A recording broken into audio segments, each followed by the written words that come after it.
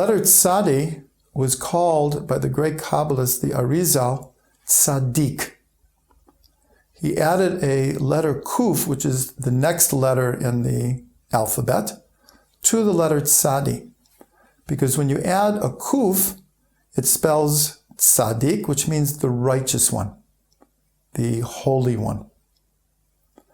The shape of the Tzadi is a bent over nun, which we have learned means a bent over servant, with a yud wedged into the bent over nun. So this, in a sense, gives us a definition of a tzaddik. A tzaddik is a servant of God and a servant of other people who loves people. And embedded in him is the little that holds a lot. Our description of the letter Yud. The tzaddik, in a sense, is carrying the whole world on his shoulders. Another meaning of the letter tzadi, when the letters are permuted, is tzayid, to hunt. This represents the actual role and function of the tzadi from a Kabbalistic point of view. According to the Arizal, before this present world was created, a previous world, the light of creation flowed into the initial vessels and they broke. And when they broke, sparks of light and holiness were caught in each of these vessels. And this world, according to the Arizal, which is called the world of tikkun, the world of rectification, is made up of the broken vessels of a previous world. Our mission, and especially of the tzaddik, of the righteous one, is to hunt, to seek out, to find fallen sparks of holiness and to uplift them, to connect with them, to heal them, and to rectify them. This is connected to what it says in the Torah about Yitzchak, Isaac. It says that he loved Esav because hunt was in his mouth. This is a very perplexing idea. Why he loved Esav, who was a man of the field and who was very unrectified. But Kabbalah tells us that Yitzchak saw in Esav tremendous potential, points of light and holiness that were surrounded by a coarse exterior. And he was hunting to extract these points from Esav. And we're actually told these points were the souls of Rabbi Akiva and Rabbi Meir, both who were from families of converts from the seed of Esav.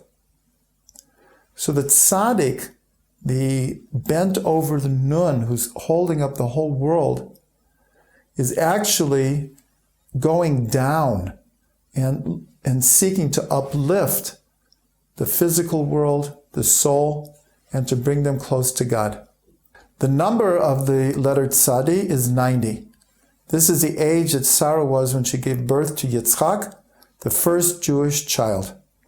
And a beautiful remez or hint is seen in the name of Yitzchak himself, which has a tzadi in it, telling us that in potential, every Jewish child is a future tzaddik. As it says, all of your people are tzaddikim. In potential, we all have the ability to be a tzaddik.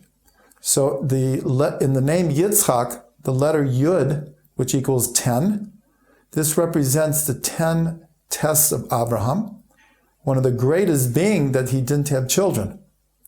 The tzadi equals 90, is the number of years that Sarah was when she gave birth. The next letter, the chet, equals 8. This represents the 8th day of circumcision. Yitzchak being the first Jewish child circumcised on the 8th day. The last letter, kuf, equals 100. This is how old Avraham was when Yitzchak was born. So it's a beautiful remez in the name Yitzchak of all the components that went into his being, as it were. One final thought is, a verse in Psalms says, Tzadik ketamar yifrach. A tzaddik, like a date palm, will flower. The word flower, perach, equals 288. The Arizal teaches us that symbolically there were 288 sparks that fell in the breaking of the vessels. This number represents all of the fallen sparks.